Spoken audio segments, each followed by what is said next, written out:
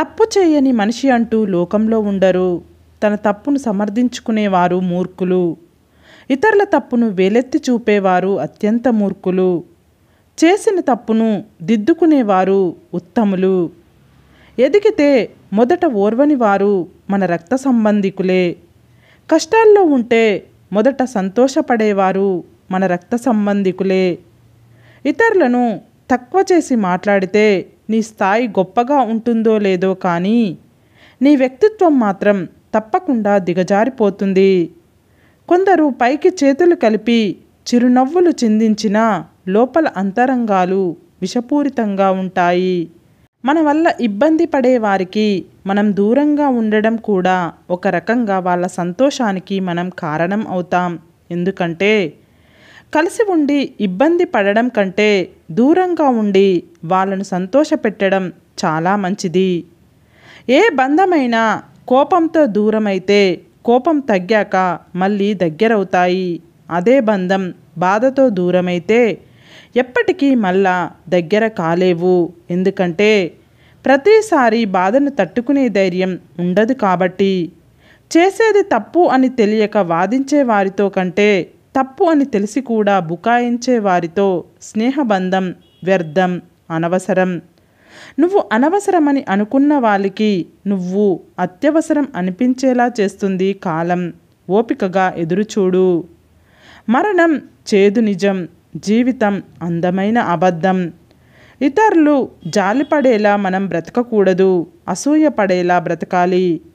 నేడు కష్టంగా ఉండొచ్చు, రేపు ఇంకా కష్టంగా ఉండవచ్చు, కానీ ఓపికగా భరిస్తే ఏదో ఒకరోజు ఖచ్చితంగా ఆనందంగా ఉండి తీరుతుంది.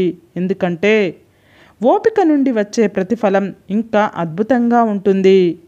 సింహంలా పరిగెత్తాలని అందరికీ కుతూహలమే, కానీ సింహం నుండి సైతం తప్పించుకునే జింక చాకచక్యం నేర్చుకోవడం కొందరికే సాధ్యం. ఏ బంధంలోనైనా ఒక అడుగు మనం, ఒక అడుగు వాళ్ళు వేస్తేనే దగ్గరవుతాం, కానీ అన్ని అడుగులు మనమే వేస్తే మాత్రం చులకన అవుతాం. అడిగి తెలుసుకునేవారు 5 నిమిషాలు మాత్రమే అజ్ఞానంలో ఉంటారు. అడగని వారు జీవితాంతం అజ్ఞానులుగా మిగిలిపోతారు.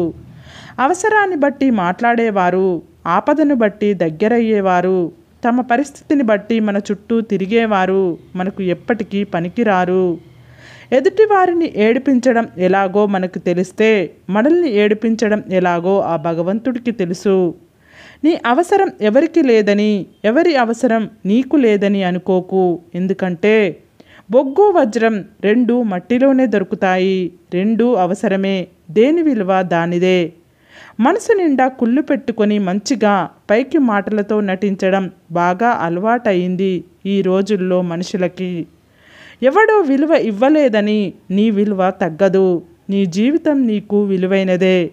విలువలు లేని, విలువలు ఇవ్వని మనుషులకు దూరంగా ఉంటే నీ విలువ ఏంటో అర్థం అవుతుంది. నిన్ను ఒకరు వద్దనుకున్నప్పుడు నీవు కూడా వాళ్ళను వద్దు అనుకోవాలి. లేకపోతే నిన్ను కాళ్ళ కింద చెప్పులా చూస్తారు. గుర్తుపెట్టుకో. దేనికి భయపడకుండా ముందుకెళ్తూ ఉండండి. పడిపోతే నేర్చుకోండి, ఎదిగితే ఇతరులకు నేర్పించండి. ఎప్పుడైతే మీ స్థాయిని పెంచుకోవడానికి ఎదుటివారి స్థాయిని తగ్గించి మాట్లాడుతారో ఆ క్షణమే ఎదుటివారి దృష్టిలో నీ స్థాయి పాతాళానికి దిగజారిపోతుంది. ఎదుగుతున్న వాడిని ఎప్పుడూ తొక్కాలనుకోకండి. అది మొక్కైనా లేదా మనిషి అయినా సరే కొంచెం ప్రోత్సహించి చూడండి. ఏదో ఒకరోజు మీకు నీడనిచ్చే స్థాయికి ఎదుగుతుంది. నమ్మిన వాళ్ళని కొట్టడానికి ఏ ఆయుధం అవసరం లేదు.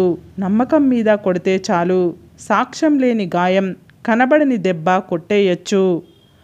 మనం లోపలికి తోసే పదార్థాలు రుచిగా ఉండాలని కోరుకునే మన నాలుక మనం బయటకు తోసే మాటల విషయం గురించి ఆలోచించదు.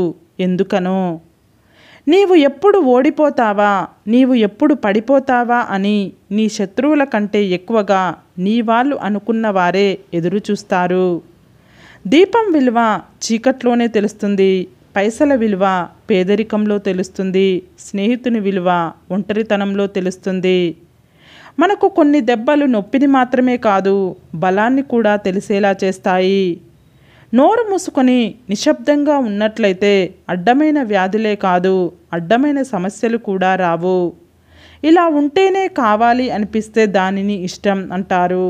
ఎలా ఉన్నా కావాలి అనిపిస్తే దానిని ప్రేమ అంటారు.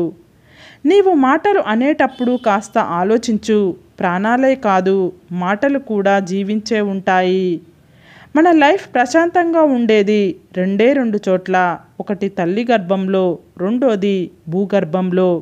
ఒక మనిషి చనిపోతే తాను వాడిన మంచం, బట్టలు అన్నీ బయటపడేసే జనం అతను సంపాదించిన డబ్బులు, బంగారం బయటపడవేయరు. ఎందుకో? మీకు నిజం తెలుసుకునే అంత ఓపిక లేకపోతే నిందించే హక్కు కూడా మీకు లేనట్లే. నీవు ఆలోచిస్తూ కూర్చుంటే అద్భుతాలు జరగవు. లేచి ఆచరిస్తేనే అద్భుతాలు జరుగుతాయి. నీకు సహాయం చేసిన వారిని ఎప్పుడైతే పతనం చేయాలనుకుంటావో అప్పటి నుండి నీ అసలైన పతనం ప్రారంభం అవుతుంది. కోపంలో వచ్చిన మాటను పట్టుకుంటే మనసు విరిగిపోతుంది. అదే ఆ కోపం వెనుక ఉన్న ఆ బాధను తెలుసుకుంటే ఆ బంధం నిలబడుతుంది. నీవంటే విలువలేని వాళ్ళ దగ్గరకు వెళ్ళి పదే పదే అవమానపడే బదులు కొన్ని బంధాలను వదిలించుకోవడమే మంచిది. నీకు అర్థం కాకపోతే మరొక్కసారి అడిగి తెలుసుకో, తప్పులేదు. కానీ తప్పుగా అర్థం చేసుకొని అపార్థం చేసుకుంటే మాత్రం నీకు అండగా నిలబడే వాళ్ళే కాదు, నిన్ను అర్థం చేసుకునే వాళ్ళు కూడా నీకు దూరం అవుతారు. మనం ఎప్పుడూ నిత్య విద్యార్థిగా ఉంటేనే లైఫ్లో ఉన్నత శిఖరాలను అధిగమిస్తాము. అన్నీ మనకే తెలుసు అనుకుంటే అక్కడే ఉండిపోతాము. నువ్వు పరిగెత్తేలా ఉంటే తరుముకుంటూ పరిగెత్తు, నిలబడేలా ఉంటే ఎదిరించి నిలబడు. అలవాటు అయితే అదుపు చేసుకోవడం కష్టం, కానీ ఆచరిస్తే అనుకున్నది సాధించడం కష్టం కాదు. మనం చిమ్మ చీకటిలో ఉన్నప్పుడు ఒక చిన్న వెలుగు కనిపిస్తే ఎంత ధైర్యంగా ఉంటుందో, మనం కష్టాల్లో ఉన్నప్పుడు మనల్ని ఓదార్చే ఒక వ్యక్తి మనతో ఉంటే అంతే ధైర్యంగా ఉంటుంది. ఈ లోకం మనీ మీద నడుస్తుంది, అంతేకాని మనిషి మాట మీద కాదు. మీరు ఎవరిని గుడ్డిగా నమ్మకూడదు. నమ్మకం ఎక్కడ ఉంటుందో మోసం కూడా అక్కడే ఉంటుంది. కొందరి మాటలు ఎప్పటికీ మర్చిపోకూడదు. అన్నోడికి విన్నోడికి బాధ అర్థం అయ్యేలా సమాధానం చెప్పి తీరాలి. తప్పు జరిగినప్పుడు సరిచేసుకోవడానికి ప్రయత్నం చేయాలి, అంతేకాని తప్పును సమర్థించకూడదు. మనిషన్న వాళ్ళు కష్టాలకు దూరంగా ఉండాలి అనుకుంటారు. మనసున్న వాళ్ళు కష్టాలు ఉన్నవారికి దగ్గరగా ఉండాలి అనుకుంటారు.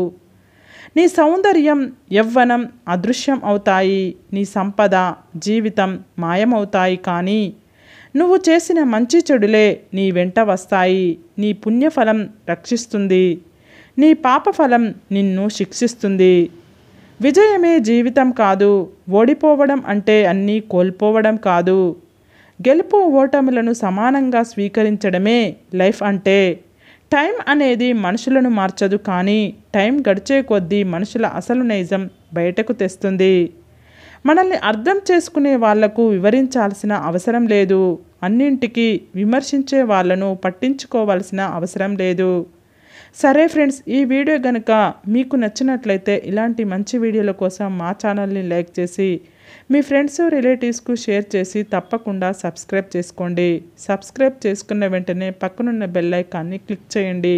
Bye friends.